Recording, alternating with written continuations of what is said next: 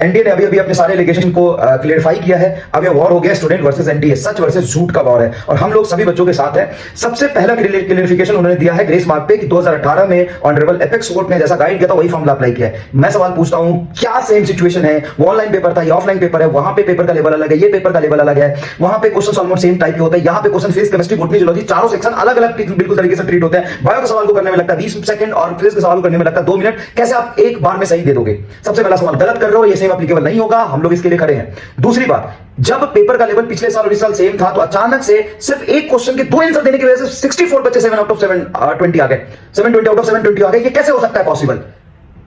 कहीं ना कहीं पेपर लीक हुआ है या ग्रेस की वजह से ये सारे कट ऑफ का प्रॉब्लम आ रहा है, जिससे कम से कम 50-60 हजार बच्चे जो 610 से लेकर के 650-60 के बीच में सेक्रीफाइस कर रहे हैं, जो टॉप पे भी आ रहे हैं, वो भी 720 लाने पे, जेन्युइन लाने पे उनको अच्छा कॉलेज में एड्स नहीं मिलेगा, तो ये गलत हो रहा है। तीसरी बात, जो पेपर लीक है, पुलिस ने भी ये देखा है कि कुछ मामले ऐसे हैं गुजरात और बिहार में, चंडीगढ़ में, हरियाणा में, पंजाब में, कि सिचुएशन ऐसा क्रिएट हुआ राजस्थान में कि पेपर लीक की खबरें हैं, उसका प्रॉपर इन्वेस्टिगेशन नहीं कराया आपने।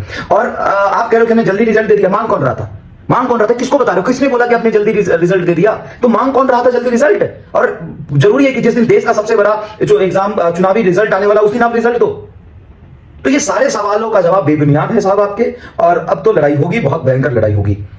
ये गलत डायरेक्शन में आप जा रहे हैं और ग्रेस मार्क को आपको हटाना ही पड़ेगा। और जहां पे भी गलत तरीके से पेपर आपने एग्जीक्यूट करा है, कि आपने हिंदी मीडियम के बच्चों को इंग्लिश मीडियम का पेपर नहीं दिया, शर्म करो। आप इतने बच्चों इतने जगह पेपर लेते हो, आपके एक भी इन्विजिलेटर सही तरीके से ट्रेन नहीं होते हैं और उनको पता तक नहीं होता पेपर कैसे कराना है। गलत कोड बांटते हो आप। हर पूरे इंडिया में आपने 50 सेंटर पे ग्रेस मार्क दिए, लेकिन कौन सा सेंटर है जहां पे पेपर 20 मिनट लेट शुरू नहीं हुआ? ये बताना जरा आप।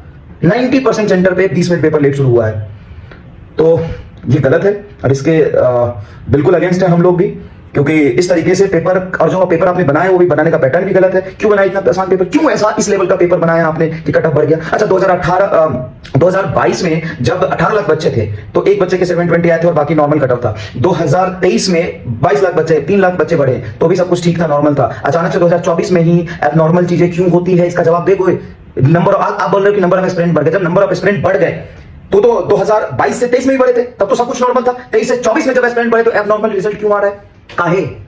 काहे आ रहा है? तो ये सब कुछ गलत है। और एनटीए ऑफिशियल को टैग करिए और सारे बच्चों तक ये वीडियो शेयर करिए, और गवर्नमेंट को, सारे बड़े बड़े इन्फ्लुएंसर को, ध्रुव राठी सर को, सभी लोगों को टैग करिए और इस पर डिटेल एनालिसिस करने के लिए बोलिए।